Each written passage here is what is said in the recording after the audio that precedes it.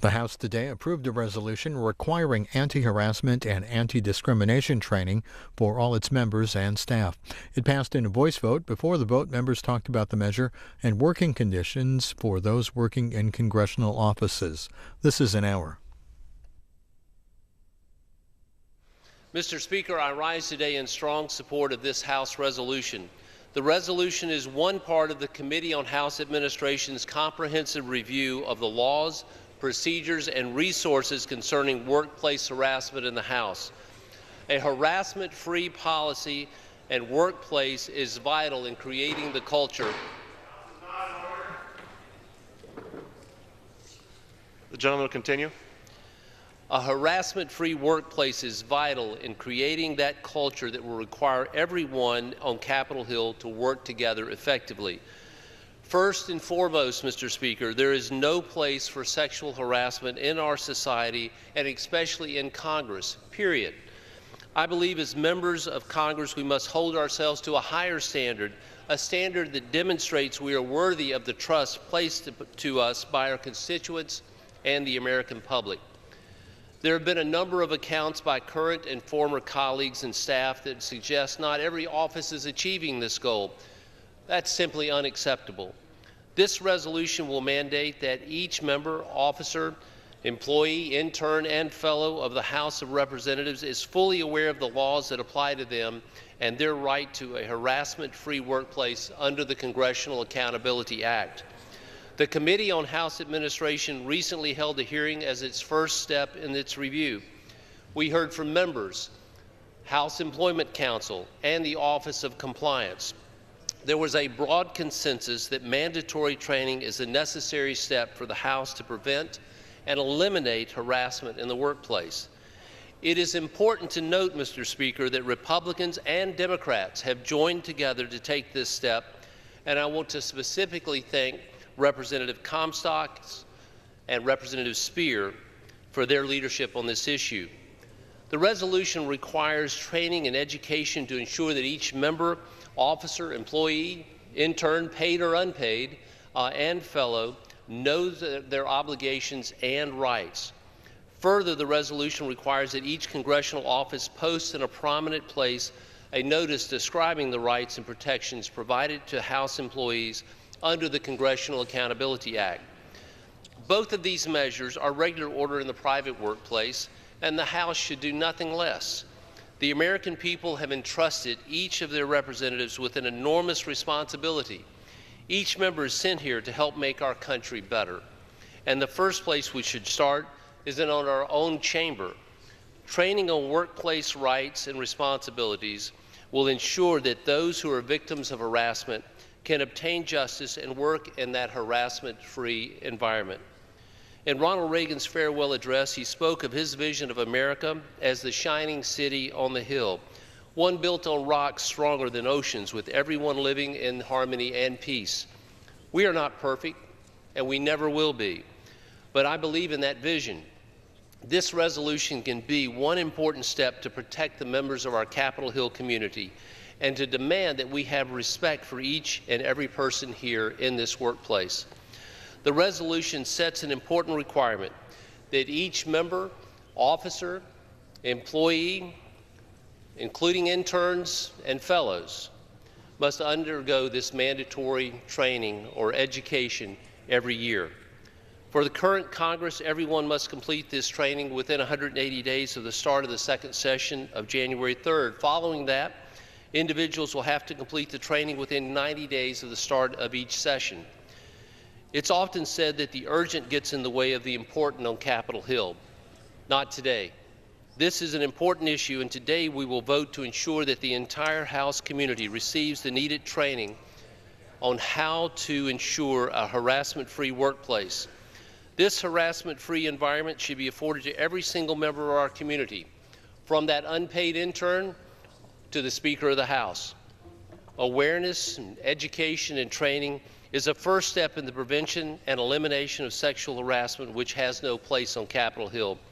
I look forward to working with my colleagues to achieve this goal. And Mr. Speaker, I reserve the balance of my time. The gentleman reserves. The gentleman from Pennsylvania is recognized. Thank you, Mr. Speaker. Mr. Speaker, I yield myself such time as I may consume. Gentleman is recognized. Mr. Speaker, I rise today in support of this resolution. We would not be here today if it was not for the courage of my friend and colleague, the Congresswoman from California, Jackie Speer. All of us should be grateful for her leadership on this issue. This resolution is a start, but it is just a start. We have to reform the Congressional Accountability Act. We have to modernize to fully fund the Office of Compliance, and there is much more to do.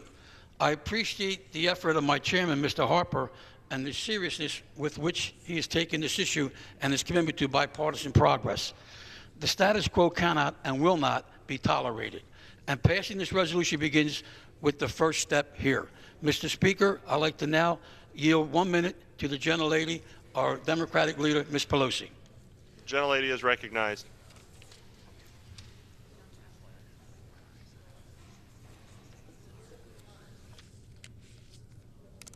Thank you very much to the gentleman from Philadelphia, from Pennsylvania. Mr. Brady, thank you for your leadership. Thank you, Mr. Chairman Harper, for yours as well.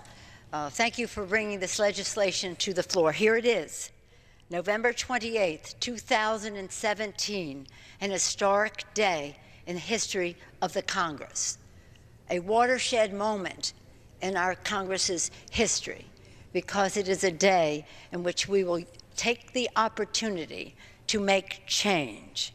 This body is taking a constructive first step to protect all members of our legislative community from harassment and discrimination in the workplace. This vote is vital to upholding the integrity of the U.S. Congress. We are grateful for the tremendous leadership of Congresswoman Jackie Speer. I have observed her leadership on this subject for a very long time.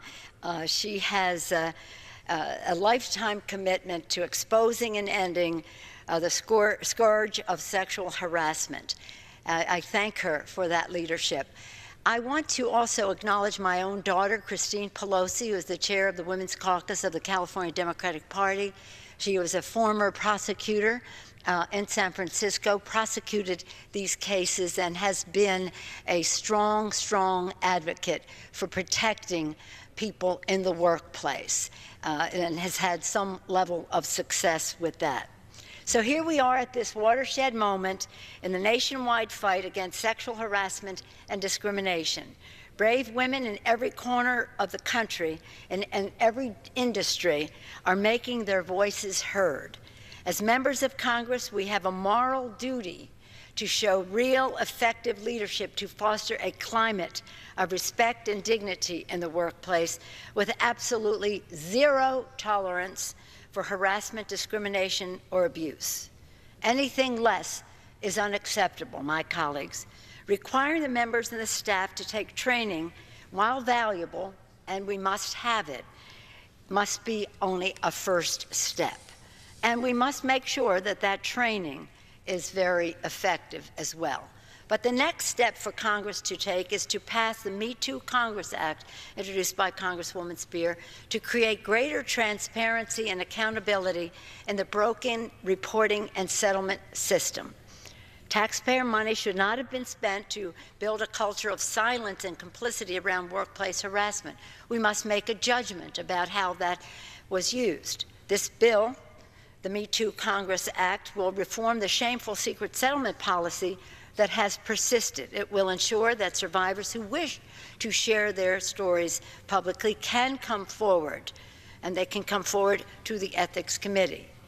We want to create a culture that says to everyone who comes to work here, this will be hospitable for you. And we want it to be a culture that is a model to the nation.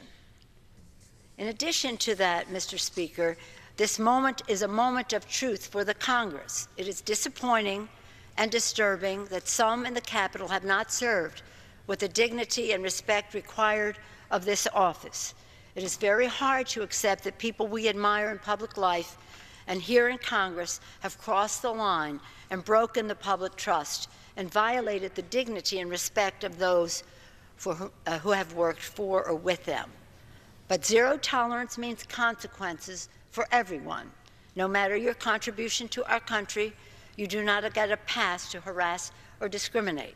No matter how great the legacy, it is not a license to harass or abuse. To the victims of harassment and abuse, we hear you, we believe you, we are here for you. Where there is harassment, women and men must have support to come forward. We have a duty, again, to address their concerns and provide them needed resources. We don't want to lose the leadership or service of any patriot who comes to work in or around the Congress. We can't let harassment or discrimination destroy their safety or drive them out of public office. We cannot tell young women or men who aspire to serve or to, in this historic body, that they must put up with harassment and abuse. And so, Mr. Speaker, I want to just close by again thanking Congresswoman Jackie Speier for her leadership, thanking you, Mr. Chairman, Mr. Brady, all who are concerned with it. It is utterly unconscionable that courageous survivors who seek to end the nightmare of sexual harassment are also dealt the injustice of having their voices silent. During this watershed moment, we must seize the moment and take real, lasting action. The eyes of the country are on us. We cannot fail them or any prospective victims. Of that, I thank all of those who have brought this to the floor. The Congresswoman Constant, she's there. Mr. Harper, Mr. Brady, Congresswoman Speier. I urge a strong, unanimous vote on this resolution and yield back the balance of my time. The gentlelady yields back. The gentleman from Pennsylvania reserves. The gentleman from Mississippi is recognized. Mr. Speaker, I yield 1 minute to the gentleman from Illinois, Mr. Davis, the Vice Chairman of the Committee on House Administration. The gentleman from Illinois is recognized for 1 minute. Thank you, Mr. Speaker. Thank you, Chairman Harper. Today, I rise in support of this bill, this resolution requiring all members and staff to complete anti-harassment and anti-discrimination training during each session of Congress. I'd like to thank Chairman Harper. I'd like to thank Speaker Ryan for announcing this policy change in the House. And I'd like to thank my friend and colleague on the House Administration Committee, Barbara Comstock, for introducing this important bill. No one should have to worry about sexual harassment when they come to work. As a former staffer and someone with a female-led office, I believe this resolution is an important first step in addressing this problem as we work to increase professionalism in the House and establish a workplace that is grounded in respect. In Congress, we've got to lead by example. As a member of the House Administration Committee, we worked hard to pass reforms last Congress to make House office spending more transparent and accountable than any other area of the federal government. And I am confident in this committee's ability to address in a bipartisan way this important issue as well. I look forward to the continued hearings the committee will have on this issue as we work to institute policies that protect staffers against sexual harassment and ensure female staffers are provided leadership opportunities. I urge all of my colleagues on both sides of the aisle to support this resolution. I yield back. The gentleman yields back. The gentleman from Mississippi reserves. The gentleman from Pennsylvania is recognized.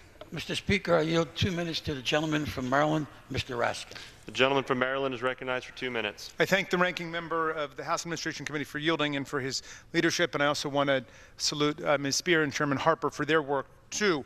I rise in strong support of H.R. 630, which requires all members, staffers, and interns to undergo annual anti-harassment and anti-discrimination training to impress upon all of us our individual responsibilities and rights as it relates to sexual harassment. It would also require the posting of a statement in all of our Hill offices and also in our district offices setting forth what the rights and protections are of our employees so they know. This is how we got rid of minimum wage violations and violations of overtime protections in America, and this is how we will eliminate sexual harassment here on Capitol Hill. From coast to coast, America is in an uproar over sexual harassment and sexual assault in the workplace. From Capitol Hill to the White House, from the offices of Fox News in New York to the studios of Hollywood, from Washington to Alabama, high officials and media luminaries are learning that sexual harassment really is against the law and that it is a terrible offense against people lower down the hierarchy in the workplace who are just trying to do their jobs and make a living and support their families and develop their careers. This is America, and they have a right to equal opportunity without being harassed, grabbed, imposed upon, and threatened in the workplace. As the people's representatives, we have an obligation to lead, not just by legislation, but by example. We must have comprehensive training for everyone who has the honor of coming to work here in the House of Representatives. The good news is that a paradigm shift is taking place in America. Women everywhere are bravely speaking out against conduct that prior generations were forced to accept as business as usual. It will no longer be safe, and it should no longer be safe for men to sexually harass women in the workplace. We've experienced dramatic cultural shifts like this before in America and in Congress. For many decades, members of Congress could convert money from their campaign funds to personal use. And then we got rid of it, and then it became unthinkable. Similarly, there was a time when lobbyists could wine and dine legislators, and we got rid of it, and we moved beyond it. I am glad we are moving into an era of a harassment-free workplace on Capitol Hill. I yield back. The gentleman's time has expired. The gentleman from Pennsylvania reserves. The gentleman from Mississippi is recognized. Mr. Speaker, I yield 3 minutes to the gentlelady from Indiana, Ms. Brooks. She is the distinguished chair of the Committee on Ethics. The gentlelady from Indiana is recognized. Thank you. Thank you, Mr. Speaker, and thank you, Mr. Chairman. I rise today in strong support of Resolution 630, introduced by my colleague Barbara Comstock, which mandates anti-harassment and anti-discrimination education for all members of Congress and their staff during each session of Congress. I commend my colleagues, Representative Comstock and Representative Speer, who've worked on this bipartisan resolution together. Both know this issue too well, from the member and the staff level. Both have seen firsthand how our current process has failed to protect many who devote their lives working on behalf of the American people in the House of Representatives. The resolution they've introduced is an important and appropriate first step to educate members and staff on inappropriate workplace actions and on how to report such conduct. It is absolutely unacceptable to be subjected to harassment or discrimination of any kind wherever you are or wherever you work. Importantly, this resolution requires all who work for the House of Representatives, from members of Congress to staff, detailees, fellows, and interns, whether paid or unpaid, to be educated on their rights in the workplace and where they can safely and confidentially go to report instances of misconduct.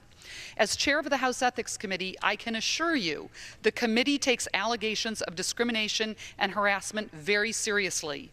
Under House Rule 10, the House Ethics Committee is authorized to enforce standards of conduct for members, officers, and employees.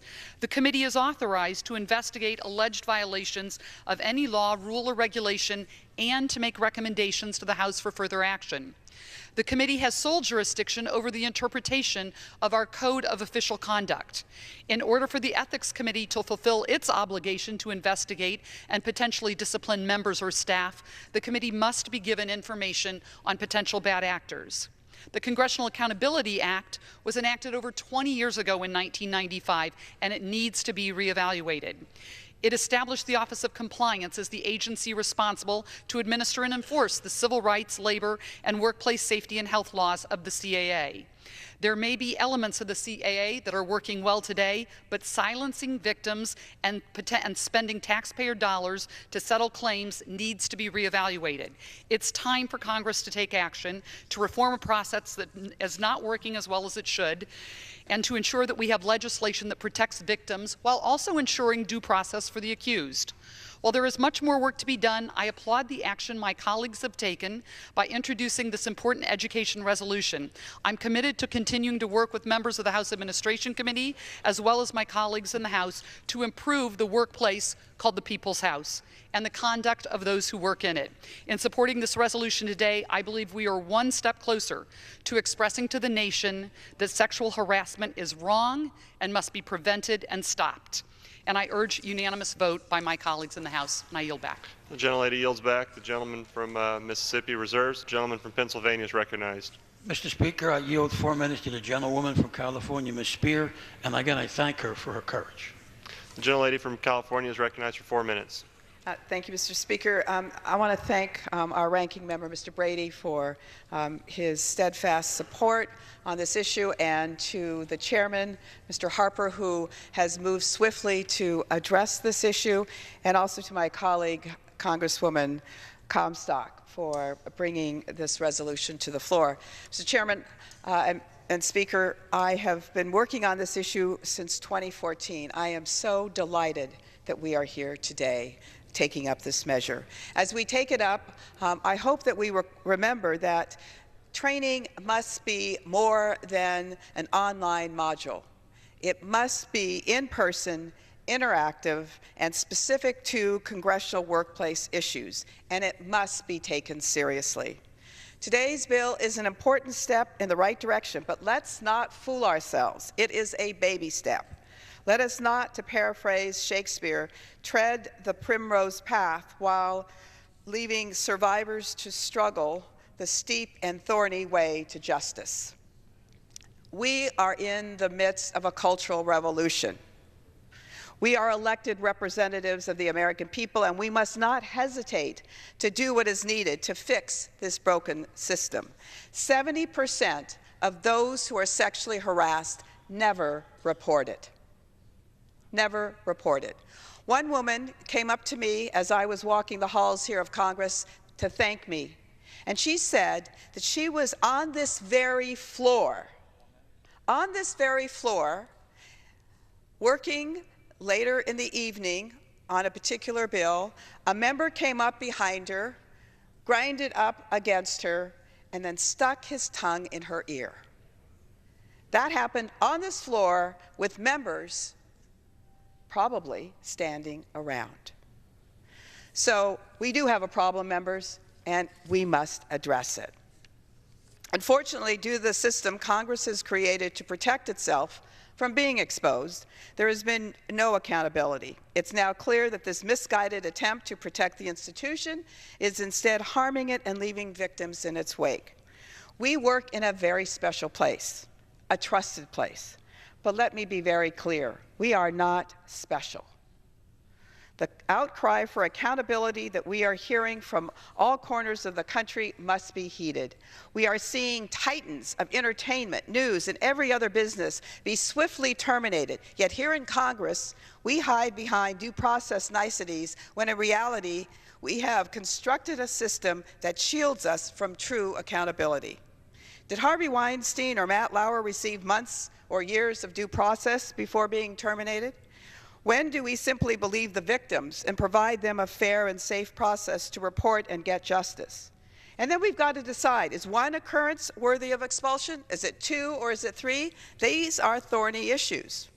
We don't like to come down on our friends and colleagues, I get that. But don't we have a moral responsibility to victims, to society at large? When a CEO of a major company is fired because of sexual harassment, the board of directors doesn't say, let's wait until the shareholders can meet and decide. Well, colleagues, our board of directors are the American people, and they are loud and clear. They do not want us to hide behind opaque decisions by the House administration or ethics committees. They do not want to pay for our inability to keep our hands to ourselves. They want accountability and transparency, and they want it now. Colleagues, I urge your support for this bill, but I also call on you to join me in taking Congress from a cruel and disgusting joke to a leader in workplace fairness. I know we can do better than this. The American people know we can do better than this, and we must rise to the challenge. I yield back. The gentlelady yields back. The gentleman from Pennsylvania reserves. The gentleman from Mississippi is recognized. Mr. Speaker, I yield 2 minutes to the gentleman from Maine, Mr. Poliquin, a distinguished member of the Committee on Financial Services. The gentleman from Maine is recognized for 2 minutes. Thank you, Mr. Speaker, and thank you very much, Mr. Harper, for this opportunity to speak on this very important issue. And I want to congratulate Jackie Speer, a Democrat from California, Barbara Comstock, a Republican from Virginia, to provide leadership on this issue, and I'm delighted to join them. There can be absolutely, Mr. Speaker, absolutely zero tolerance for sexual harassment, for bullying, for intimidation in the workplace. I don't care if you're a professional athlete, or if you're in the media business or the entertainment business, or certainly in the People's House here in Congress. There can be zero tolerance for this sort of behavior. You know, it's about time, Mr. Speaker, that the legislative branch joins the executive branch in making sure there is mandatory training to try to prevent this from happening and end it right now. So I salute Congresswoman Spear and Congresswoman Comstock for their leadership. You know, Mr. Speaker, I have a millennial as a child, my only child. The last thing I want to worry about is my son going to work and being intimidated or harassed such that he can't do his work. My mother, who's now 89, had a terrific career in the healthcare business. She was a nurse. She could not have had a career in nursing had she showed up at hospitals and nursing homes being scared about a work environment. Finding and preventing sexual harassment wherever it is, intimidation, bullying, this is a no-brainer for members of Congress. And I'm asking, Mr. Speaker and Mr. Harper, I'm asking everybody in this chamber, whether you're a Republican or Democrat, and yes, on the other side of the dome in the Senate also, to please, let's pass this resolution. Starting in the House, it's a first step to change the internal rules to eliminate this anywhere on Capitol Hill. Thank you, Mr. Speaker. I yield back my time. Thank you. Gentleman's time has expired. The gentleman from Mississippi is reserves. The gentleman from Pennsylvania is recognized. Mr. Speaker, I yield 2 minutes to the gentleman from New York, Mr. Crowley. The gentleman from New York is recognized for 2 minutes. Mr. Chairman, I rise in support of this resolution. I'm grateful to the women, all the women who have come forward with their own stories of sexual harassment, and to my own colleagues here in Congress who have shared their own very, very personal stories. Thanks to their courage and strength, it's become clear how pervasive this problem truly is across our nation. That must stop, and today starts the beginning of much-needed change. Sexual harassment and assault comes in many forms, and none of it has a place here in Congress or in any other work environment. Period. Stop. That's especially true here in the halls of Congress. We must not set the gold standard. We must set the platinum standard. We must be that beacon on the hill. That is why we must pass this resolution. It is an important first step in our national conversation to change our culture of harassment. But this is not and cannot be the last stop. We must reform the entire reporting system here in Congress. We must make sure victims are heard and they are cared for. And we must shine a light on the settlement process. And then we must work to ensure that from Congress to Hollywood, to media, and to every kitchen table across our great nation, men and women, that they know that when they go to work, they will be treated with respect, especially here in the halls of Congress. It will take time and commitment to make that meaningful change, and I stand ready to help fulfill that commitment with this important yet vital first step. And with that, I yield back the balance of my time. The gentleman yields back. The gentleman from Pennsylvania reserves. The gentleman from Mississippi is recognized. Mr. Speaker, I yield 4 minutes to the gentlelady from Virginia, Ms. Comstock, who is also a distinguished member of the Committee on House Administration. The gentlelady from Virginia is recognized for 4 minutes. Thank you, Mr. Speaker, and thank you, Mr. Chairman, for your leadership on this important issue. I rise in support of H.R. 630, my legislation to begin to deal with the sexual harassment issue.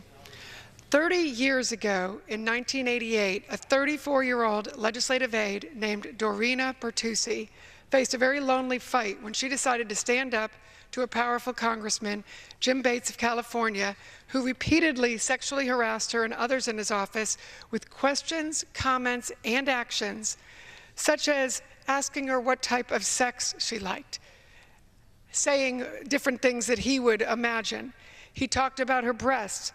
He humped her leg in front of the staff and said vulgar things that are really too unpleasant to talk about in this body. Dorina didn't get a lot of press attention or some of the support that victims get today. She got little support from this body. She went on her journey alone.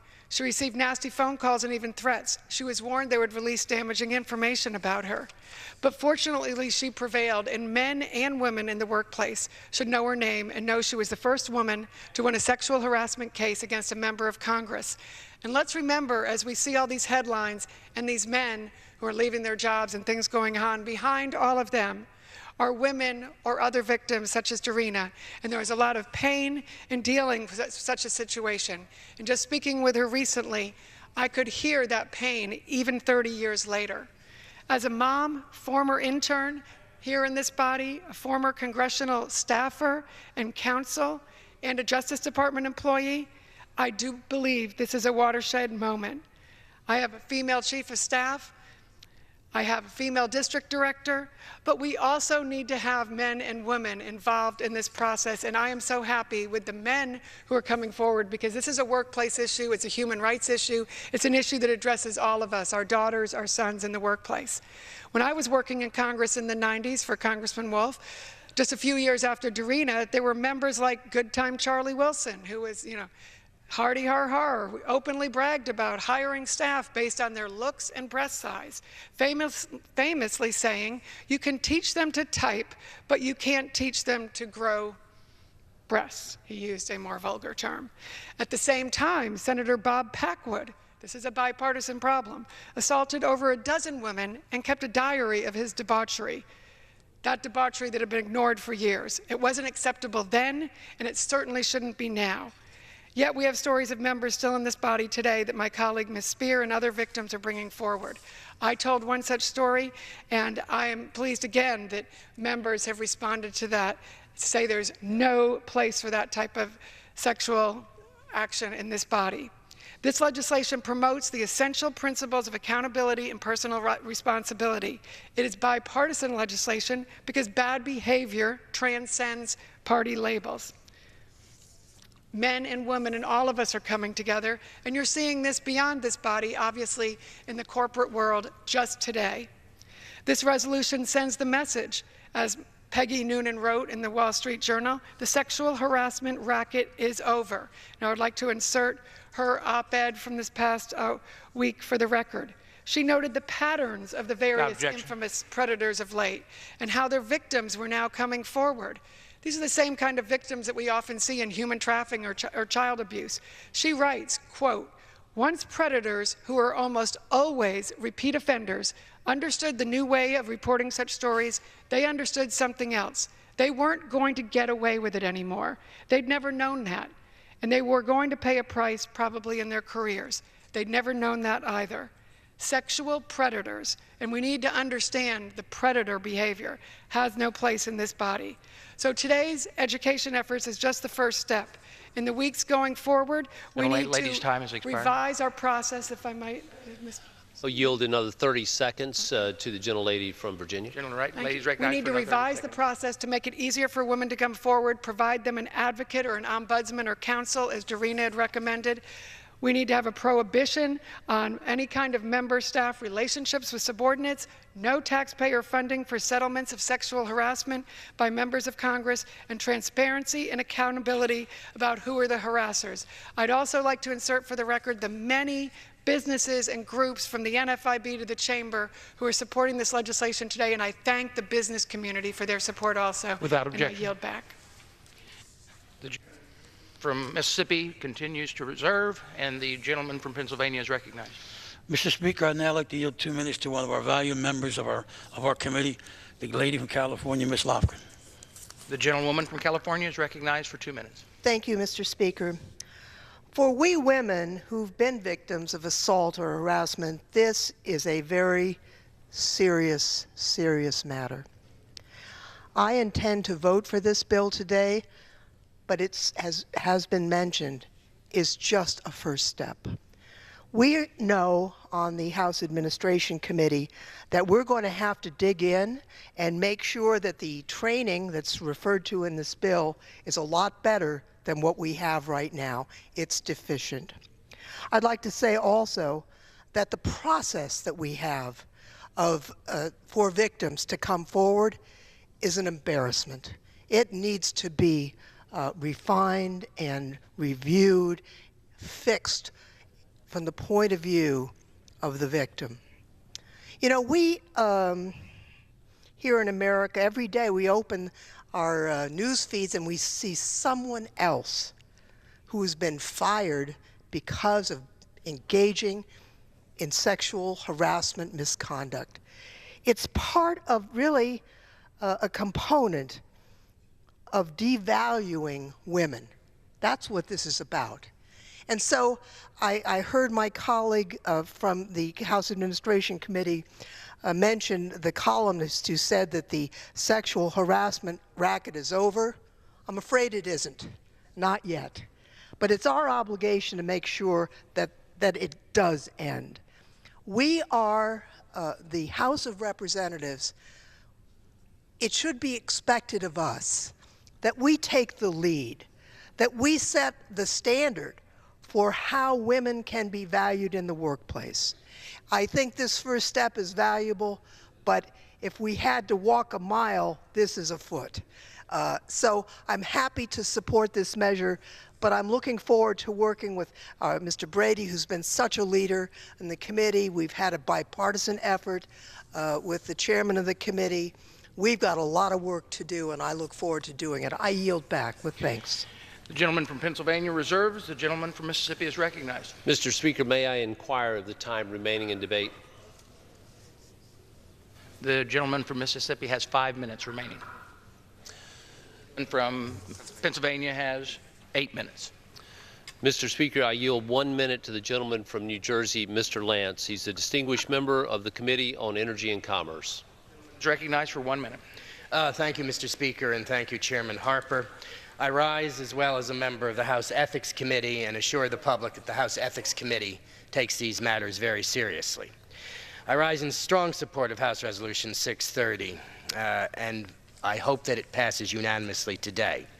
I commend Barbara Comstock and Jackie Speer for their tremendous work in this area.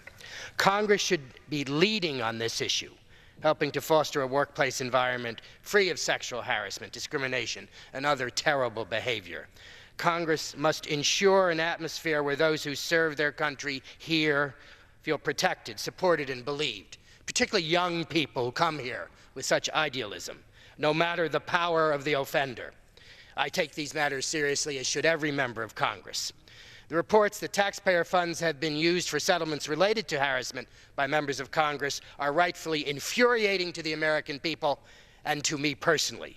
We need transparency and accountability, and to end any sexual harassment settlements paid by taxpayers.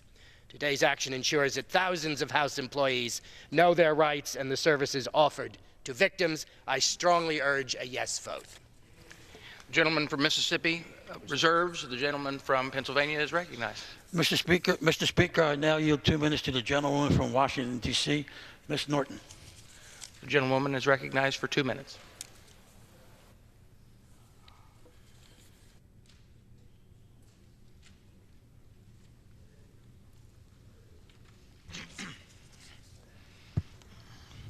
Mr. Speaker, I want to thank the chair and ranking member of the committee for bringing this bill forward at a time of national crisis in the workplace on sexual harassment. When I chaired the Equal Employment Opportunity Commission, which was 15 years after the statute had been passed, sexual harassment had not even been defined as a form of workplace discrimination. We held hearings and so defined it, and the Supreme Court thereafter affirmed our findings. Congress nevertheless exempted itself until 30 years later, when in 1995, prompted by a controversy involving members of the Congress, in fact brought Congress under 13 major civil rights and labor laws. But mysteriously, and I can't understand why, Congress exempted itself from the easiest provision. The provision we bring forward today for posting and training. I'll never understand that, but we're trying to move forward today. There are other provisions, and I have introduced a bill to bring the comprehensive provisions that we now require of the legislative branch, of the private branch, forward, and I thank the Committee on Administration for continuing to work on this. Congress failed in 1964. It failed again in 1995. Now, in 2017, it is just impossible to justify exempting congressional offices and members of Congress from the comprehensive provisions Congress now requires of private employers and federal agencies. We will never be understood until we are brought under the same laws as everybody else. Congressional staff deserve the same civil and anti-discrimination protections afforded to other federal employees. It is important that powerful figures who play an outsized role here in Congress be brought to the same level as other employers, and I thank my friends for yielding. The gentleman from Pennsylvania reserves. The gentleman from Mississippi is recognized. Mr. Speaker, I yield 1 minute to the gentleman from Pennsylvania, Mr. Costello, a distinguished member of the Committee on Energy and Commerce. The gentleman from Pennsylvania is recognized for 1 minute. Thank you, Mr. Speaker. I rise today in support of House Resolution 630, resolution I helped introduce that would require sexual harassment training and anti-discrimination training for members of Congress, staff, and interns. The requirements in this resolution are long overdue, Mr. Speaker. This is an issue which the federal government must be a leader on. Under this legislation, training must be completed within a certain time frame, and employees must provide proof they have completed the training to the Committee on House Administration. It's very important that we take serious steps to address harassment in Congress. I've been proud to work with Congressman Speer, and I applaud Congresswoman Comstock on her leadership, along with a bipartisan group of my colleagues, to make sure we have a productive, safe, and professional work environment here in Congress. This resolution is part of that solution, and I will continue working and pressing for additional reforms. I urge all of my colleagues to support this resolution and yield back the balance of my time. The gentleman yields back to the gentleman from Mississippi reserves. The gentleman from Pennsylvania is recognized. Mr. Speaker, I yield 1 minute to the gentlewoman from Michigan, Ms. Lawrence. The gentlewoman is recognized for 1 minute. Mr. Speaker, I rise today in support of this resolution that requires every House member employee to complete anti-harassment, anti-discrimination training. The first common sense is to make this training mandatory. I introduced a bill a month ago. We gathered over 100 co-sponsors, Democrats and Republicans, to make sexual harassment training mandatory in the House, Senate, and support offices. I'm glad the Senate has required training with this resolution, and now the House must do the same. When women are at the table, Mr. Chairman, I am glad to say the conversation changes, and the voices in Congress of women have changed the conversation here. It is important that we must do all that we can to improve the congressional workforce, reform our outdated processes, and I support this legislation to address this issue, and I know that my members of Congress will do the same today. Thank you, and I yield back my time. Gentlewoman yields back. The gentleman from Pennsylvania reserves. The gentleman from Mississippi. Mr. Speaker, I yield 1 minute to the gentleman from Indiana, Mr. Messer, chair of the House Republican Policy Committee and as a distinguished member of the Committee on Education and Workforce. The gentleman is recognized for 1 minute. Thank you, Mr. Speaker, and I thank the chairman for his work. Hoosiers get it. The recent reports of sexual assault and harassment in Congress are reprehensible. I applaud Representative Comstock for her hard work on this resolution. The House resolution today is an important step in the right direction. It mandates that everyone working in Congress has the proper anti-harassment training. But we must do more. The AP recently reported that the federal government has spent $17 million in taxpayer money settling harassment claims and other violations. It's astounding the tax dollars have been spent to protect members of Congress and silence victims. It's not okay. That's why I'm filing legislation to stop taxpayer dollars from being used in this way to settle sexual harassment claims against members of Congress. And this legislation will empower victims by releasing them from non-disclosure agreements that prevent them from coming forward and telling their story. Let's pass today's resolution and then keep working to do more. Thank you. The gentleman yields back. The gentleman from Mississippi reserves. The gentleman from Pennsylvania is recognized. Mr. Speaker, I yield 1 minute to the gentlewoman from New Hampshire, Ms. Custer. The gentlewoman from New Hampshire is recognized for 1 minute. Thank you, Congressman Brady, and to the chair. And I want to thank especially Congresswoman Spear and Comstock for their good work on this issue. Almost 40 years ago, I worked here in the United States Congress as a member of the staff. I was 23 years old, and I was sexually assaulted by a distinguished guest of the United States Congress.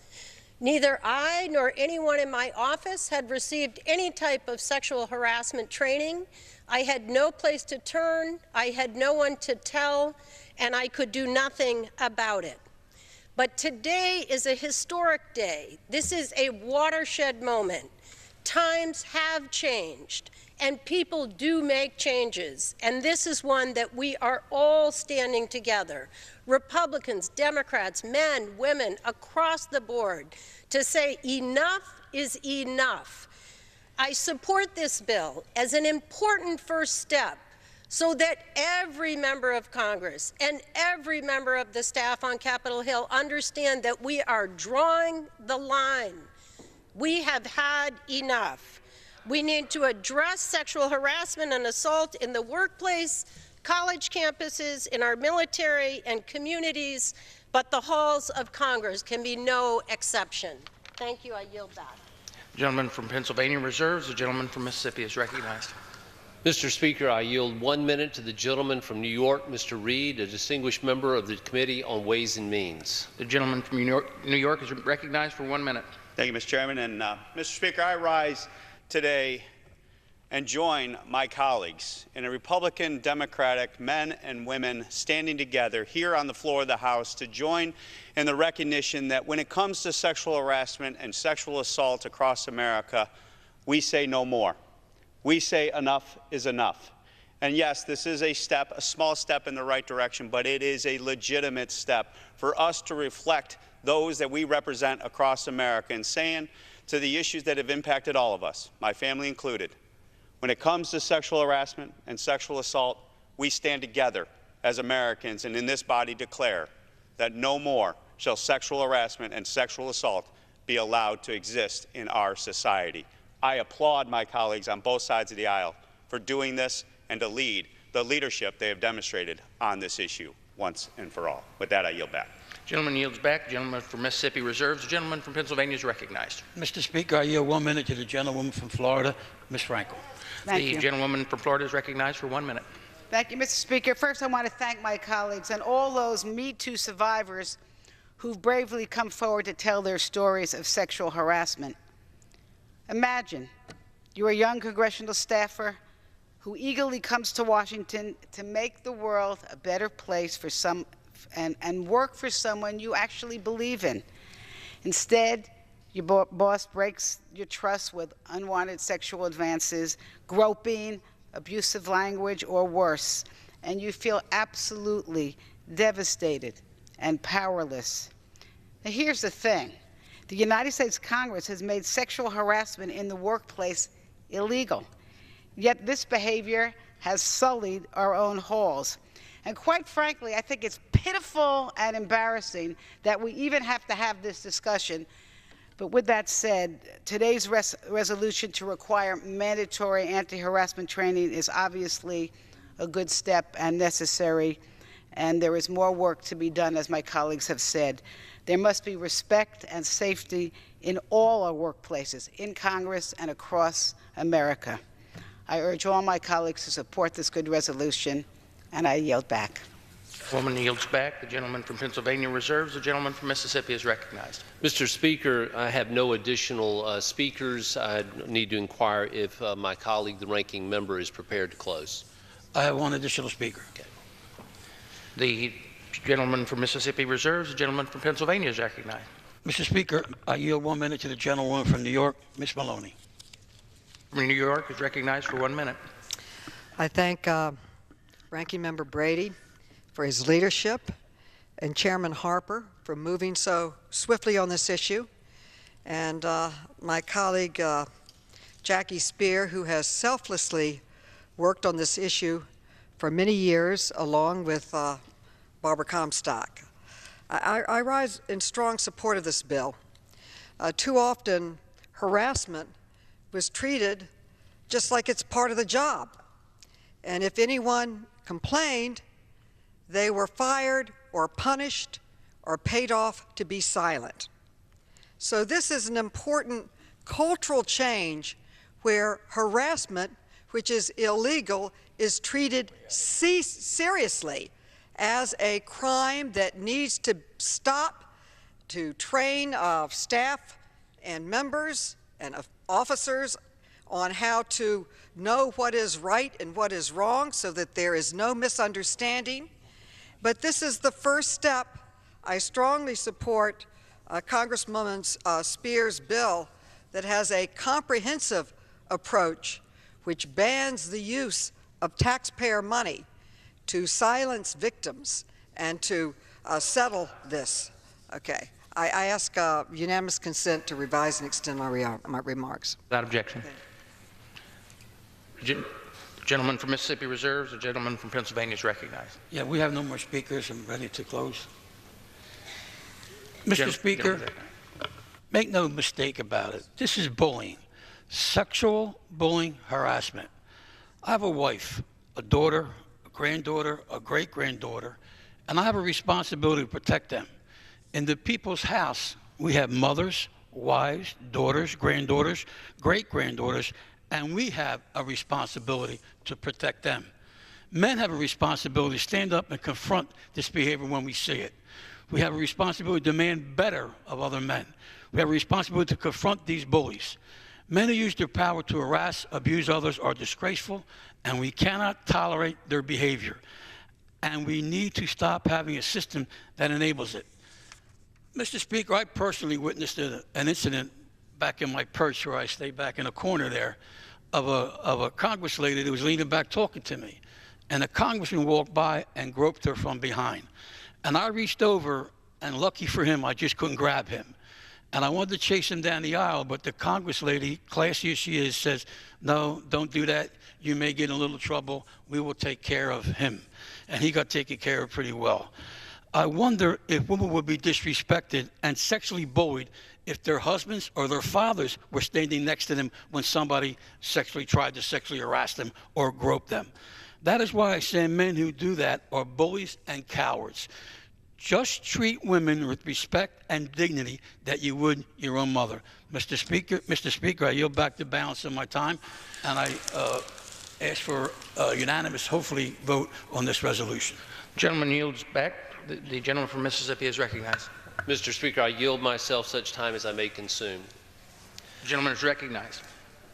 Mr. Speaker, this House, this special place, should not be tarnished any longer by the inexcusable behavior of some of our members. The standard needs to be high. I want to give a special thank you to our Speaker, Paul Ryan, and his commitment that he has that we get this right. I want to thank the Ranking Member, Mr. Brady, for the way that we have been able to work together on this, and certainly Representatives Spear and Comstock have been invaluable in this process as we go forward. We've heard from so many members today on the importance of this, and this is a resolution that is necessary, and it's a product of a strong bipartisan cooperation. This is something that's just the beginning, as has been said today. We had a hearing on November 14th. We'll have another hearing on the Congressional Accountability Act on December 7th. But to have this resolution to make sure our members and staff are educated to know their rights and responsibilities is a critical first step, and I urge the adoption of this resolution. I yield back the balance of my time.